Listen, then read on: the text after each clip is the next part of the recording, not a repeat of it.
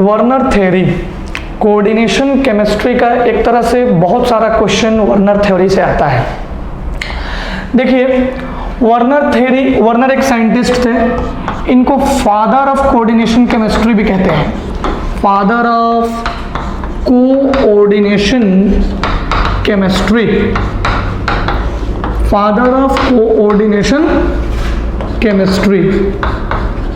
अब देखिए वर्नर साहब ने बहुत अच्छी बात कही थी और बहुत सिंपल बात कही थी। इन्होंने कहा था कि अगर हम सिंपल सॉल्ट लें, क्या लें भाई? Simple salt. और क्या लें?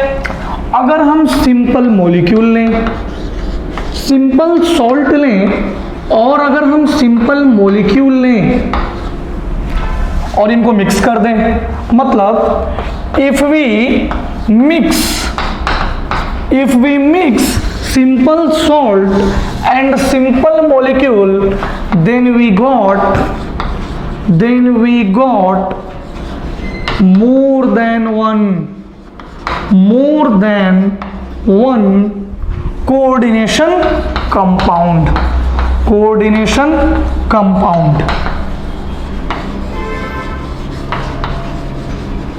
मतलब अगर हम सिंपल सॉल्ट लेंगे और सिंपल मॉलिक्यूल लेंगे तो एक से ज्यादा कोऑर्डिनेशन कंपाउंड मिलेगा।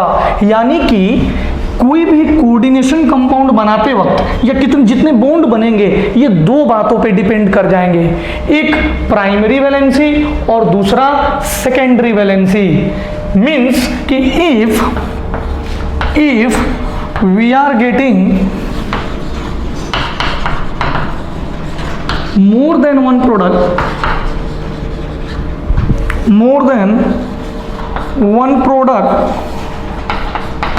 then it must have two valencies।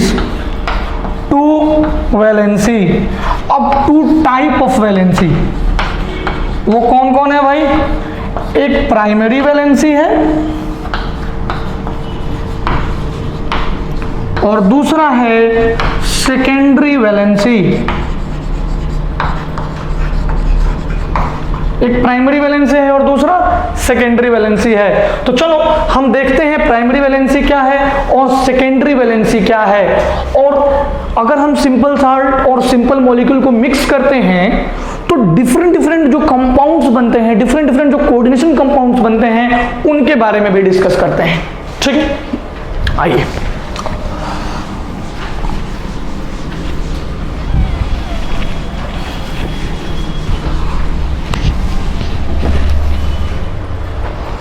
अब देखिएगा वैलेंसी मैंने बताया कितने तरह के हैं भाई? दो तरह के, प्राइमरी और सेकेंडरी। बच्चों जो प्राइमरी वैलेंसी होगी ये अभी तक जो हम ऑक्सीडेशन स्टेट निकाल रहे थे ना, ऑक्सीडेशन नंबर निकाल रहे थे ना, वही प्राइमरी वैलेंसी होगी। Oxidation number of central metal atom, CMA मतलब सेंट्रल मेटल एटम। ठीक है भाई, चलो देखते हैं। CuNH3 होल 4, इसका चार्ज 2+ है। ठीक है, ये कैटायनिक कॉम्प्लेक्स है। अब देखो अगर इसका ऑक्सीडेशन स्टेट हमें निकालना होगा तो हम क्या करेंगे? इसको X मानेंगे, +4 × 0, ये न्यूट्रल लिगेंड है, equals to 0, so X equals to 2। इस पे चार्ज कितना है? 2, तो X इक्वल्स टू 2। मतलब कॉपर का जो वैलेंसी आया ना, ये क्या है? ये प्राइमरी वैलेंसी है, PV, primary valency. Secondary valency क्या होता है भाई? सेकेंडरी वैलेंसी होता है कोऑर्डिनेशन नंबर। अब कोऑर्डिनेशन नंबर के बारे में मैंने आपको बताया है। क्या बताया है? कोऑर्डिनेशन नंबर होता है सम ऑफ प्रोडक्ट, अब मैं ब्रैकेट में लिख रहा हूं, product of ligand and its density, ligand and its density city, मतलब कि मोनोडेंटेट है, एक देते हैं लोन पेयर तो एक कोऑर्डिनेट बॉन्ड बनेगा, उसको करेंगे मोनोडेंटेट। दो देते हैं यानी बाइडेंटेट, दो कोऑर्डिनेट बनाएगा। एक ही कंपाउंड दो कोऑर्डिनेट बनाएगा क्योंकि उसके पास दो डोनेटिंग साइट है। तो product of number of ligand and its density, यह है कोऑर्डिनेशन नंबर। क्या है भाई? Coordination number. तो अब इसी कंपाउंड का अगर मैं आपसे बोलूंगा कि कोऑर्डिनेशन सेकेंडरी वैलेंसी बताइए, तो आप क्या बोलोगे? Sir secondary valency is equals to coordination number. अब बताओ इसमें सिर्फ और सिर्फ क्या है? NH3। कितने NH3 हैं? 4। एक NH3 का डोनेटिंग साइड्स कितना होता है? 1। 4 × 1 इज इक्वल्स टू 4। ये क्या है? इसका सेकेंडरी वैलेंसी। अब इसी चीज को समझने के बाद वर्नर ने कहा कि प्राइमरी वैलेंसी उसका ऑक्सीडेशन स्टेट है और सेकेंडरी वैलेंसी उसका कोऑर्डिनेशन नंबर है। मतलब कि अगर हम सिंपल मॉलिक्यूल को और सिंपल सॉल्ट को मिक्स करेंगे तो डिफरेंट टाइप ऑफ प्रोडक्ट देंगे and that products depends on secondary valency. और प्राइमरी वैलेंसी तो हम पहले भी पढ़ चुके हैं। ठीक है, अब हम एक एग्जांपल से ये बातों को आपको समझाते हैं। ठीक है,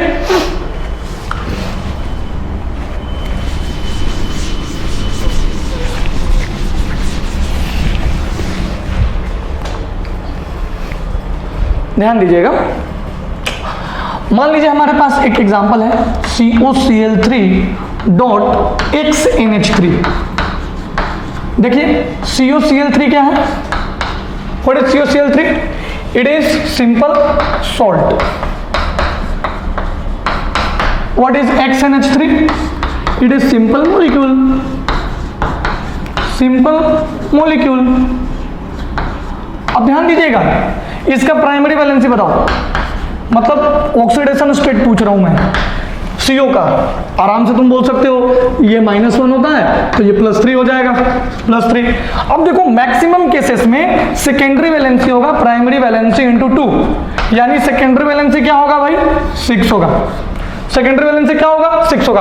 अगर कंपाउंड दिया हुआ है तो आप इजीली बता सकते हैं कि उसका सेकेंडरी वैलेंसी कितना होगा, क्योंकि उसके डेंसिटी से मल्टीप्लाई करके उसका कोऑर्डिनेशन नंबर निकाल लेंगे। अब हमें पहले ही सेकेंडरी वैलेंसी निकाल लेना है क्योंकि हम प्रोडक्ट बनाने जा रहे हैं। हमारे पास सिंपल सॉल्ट और सिंपल मॉलिक्यूल दिया हुआ है। सिंपल सॉल्ट और सिंपल मॉलिक्यूल को देखते हुए हमें डिफरेंट प्रोडक्ट बनाने हैं ताकि जो सेकेंडरी वैलेंसी 6 में शो कर रहा हूं वो पूरा हो सके। चलो देखते हैं।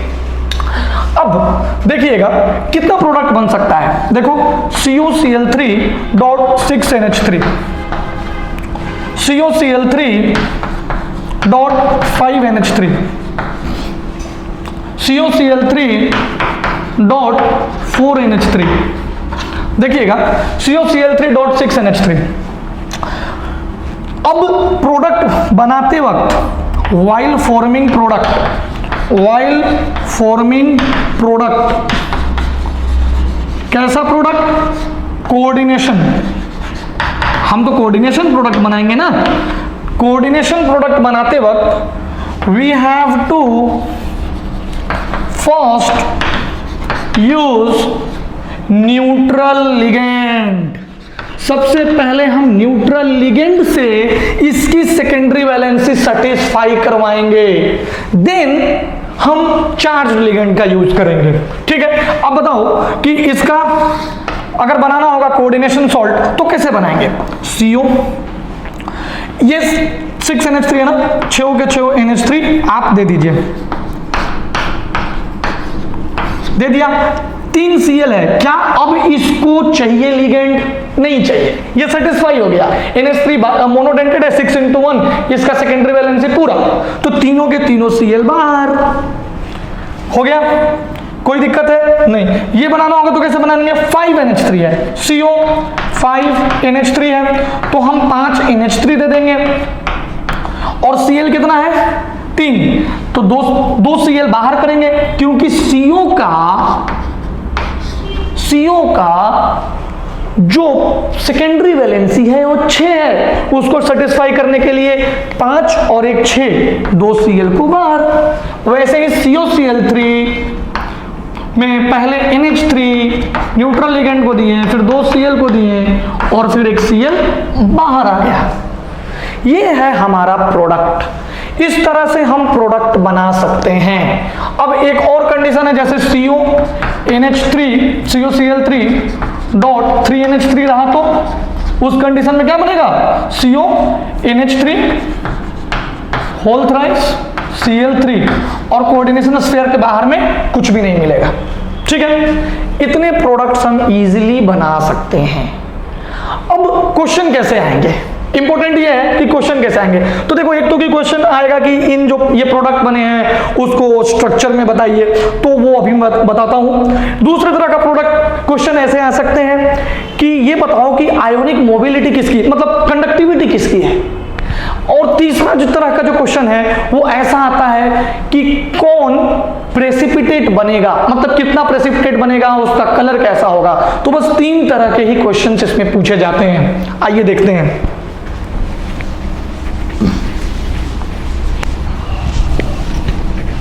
तो ये मैंने COCl3.6NH3 से या .XNH3 से आपको बताया। ये आप सारे कोऑर्डिनेट बॉन्ड ऐसे ही बनते हैं। अगर सिंपल सॉल्ट और सिंपल मॉलिक्यूल को मिक्स करें तो ऐसे ही, मतलब डिफरेंट उसके सेकेंडरी वैलेंसी को सेटिस्फाई करवाते करवाते हम डिफरेंट प्रोडक्ट बना सकते हैं। अब देखिए मैंने क्या क्या बनाया था। देखो, COCl3 CONH3 होल 6 Cl3 और क्या था भाई, CONH3 whole 5 Cl2 CONH3 whole 4 Cl2 Cl और लास्ट था CONH3 होल 3 Cl3। अब देखो, पहली बात तो इनका स्ट्रक्चर कैसे बनाएंगे वो एक से मैं समझा देता हूं, बाकी आप कर लीजिएगा। CO जो कोऑर्डिनेशन स्फीयर के अंदर में होगा, जो कोऑर्डिनेशन स्फीयर के अंदर में होगा उसको हम सॉलिड लाइन से रिप्रेजेंट करेंगे। NH3 NH3 NH3 NH3 NH3 NH3 और जो कोऑर्डिनेशन स्फीयर के बाहर होगा उसको डॉटेड लाइन से शो करेंगे। Cl कहीं भी, Cl कहीं भी करेंगे। अब इसमें देखो, एक Cl कोऑर्डिनेशन स्फीयर के अंदर आ गया तो किसी एक NH3 की जगह Cl लगा देना। ठीक है, इसमें किसी 2 NH3 की जगह पे Cl लगा देना और इसमें तीनों Cl और तीनों NH3 सॉलिड लाइन से रिप्रेजेंट करेंगे। तो पहली बात, आप स्ट्रक्चर को रिप्रेजेंटेशन समझ में आ गया आपको। वर्नर्स थ्योरी में हम रिप्रेजेंटेशन भी सीखते हैं कि स्ट्रक्चर को कैसे रिप्रेजेंट करेंगे। सेकंड हम सीखते हैं कि इनकी इलेक्ट्रिकल कंडक्टिविटी क्या होगी। तो मानो ये A है, ये B है, ये C है और ये D है। अब इलेक्ट्रिकल कंडक्टिविटी के लिए इन सब कंपाउंड पे बारिश करवा दो, मतलब वाटर का एडिशन करा दो। तो देखो, हमें पता है कि coordinate bond, coordination compound water में पूरे के पूरे टूट नहीं जाते। जो कोऑर्डिनेशन स्फीयर के अंदर होता है वो इंटैक्ट होता है, वो टूटता नहीं है। कौन टूटता है? आयोनाइजेशन स्फीयर के अंदर वाला। तो अगर मैं इसकी बात करूं तो क्या मिलेगा मुझे, वाटर में क्या मिलेगा मुझे, CONH3 whole 6 3 plus 3 Cl minus. इसमें क्या मिलेगा बताओ भाई, CONH3 whole 5 Cl plus 2 Cl minus. इसमें क्या मिलेगा, CONH3 whole 4 Cl2 plus Cl minus. इसमें क्या मिलेगा, अरे इसमें तो कुछ भी नहीं मिलेगा। जब इसमें तुम पानी मिलाओगे तो इसमें तो कुछ भी नहीं मिलेगा, क्योंकि सारे के सारे कोऑर्डिनेशन स्फीयर में हैं, तो ये आयोनाइज ही नहीं हुआ। इसमें मिलाया तो आयोनाइज हुआ, इसमें भी मिलाया तो आयोनाइज हुआ। अब नंबर ऑफ आयंस काउंट करते हैं। ए वाले में 3 और एक 4, 4 नंबर ऑफ आयंस। बी वाले में 1 और 2, 3 नंबर ऑफ आयंस। सी वाले में 1 और 1, 2 number of ions, number of ions. अब सेम 3 के लिए भी है, ये इसके लिए भी नंबर ऑफ आयंस, इसके लिए 0 नंबर ऑफ आयंस। अब अगर मैं आपसे बोलूंगा कि बच्चों ये बताओ कि कितना नंबर ऑफ, कौन इलेक्ट्रिकल कंडक्टिविटी ज्यादा है, तो जिसका नंबर ऑफ आयन ज्यादा है, यानी कि electrical conductivity V of A is greater than B is greater than C is greater than D। तो इलेक्ट्रिकल कंडक्टिविटी के क्वेश्चन खत्म, कोई दिक्कत नहीं। अब लास्ट तरह के क्वेश्चन जो इसमें पूछे जाते हैं वो ये पूछे जाते हैं कि हमारे पास जो कंपाउंड दिया गया रहेगा उसमें किसी न किसी एक दूसरे सॉल्ट से रिएक्शन कराने के लिए देगा, ठीक है। मतलब कि मान लो कि हमारे को एक कंपाउंड मिला हुआ है, ये मिला, ये ऊपर के कंपाउंड्स में रख रहा हूं, ये इलेक्ट्रिकल कंडक्टिविटी वाले हटा रहा हूं क्वेश्चन। अब देखो बोलेगा क्या कि अब मैं कुछ Ag प्लस का रिएक्शन इस पे कराया तो हमें प्रोडक्ट क्या मिलेगा, प्रेसिपिटेट कैसा मिलेगा, ठीक है। तो देखिए जो बाहर वाले रहेंगे वो कंपाउंड बना देंगे, 3AgCl यहां बन गया, 2AgCl यहां बन गया, AgCl यहां बन गया, और यहां पे कुछ भी नहीं मिला क्योंकि बाहर कुछ भी नहीं था। जो बाहर वाले रहेंगे वो कंपाउंड बनाए, अंदर वाले नहीं। पूछता है प्रेसिपिटेट का कलर क्या होगा, आपको तो समझ में आ गया ना, Ag और Cl के बीच में रिएक्शन हो जाएगा, प्रोडक्ट बना देगा। कभी कभी AgNO3 करके दे देगा। तो प्रेसिपिटेट का कलर पूछेगा तो सिंपल है, क्लोरीन व्हाइट प्रेसिपिटेट Ag के साथ, मतलब AgCl, AgBr लाइट येलो और AgI डार्क येलो, ठीक है भाई। और एक और तरह का क्वेश्चन होता है, एक तो ये होता है और दूसरा बेरियम 2+ का रिएक्शन पूछ सकता है। मतलब इस कंपाउंड में कहीं सल्फेट लगा देगा, SO4 लगा देगा और बोलेगा कि आप इसका आप ये बताइए कौन सा प्रेसिपिटेट बनेगा, तो BaSO4 बाहर में बनेगा और BaSO4 का कलर व्हाइट होगा। तो इस तरह के कलर के कंपाउंड पूछेंगे। ये भी पूछ सकता है कि इसमें कितने मोल AgCl बनेंगे, तो वही 3 था, आयोनाइजेशन स्फीयर में 3 था, कोऑर्डिनेशन स्फीयर से बाहर वाले को आयोनाइजेशन स्फीयर कहेंगे, तो 3 मोल ऑफ AgCl। यहां पे 2 था तो 2 मोल ऑफ AgCl, यहां पे 1 था तो 1 मोल ऑफ AgCl। तो देखिए अब आप वर्नर थ्योरी के कैसे भी क्वेश्चन को अप्रोच करके बना सकते हैं। ओके, चलिए आज हम यहीं तक करते हैं।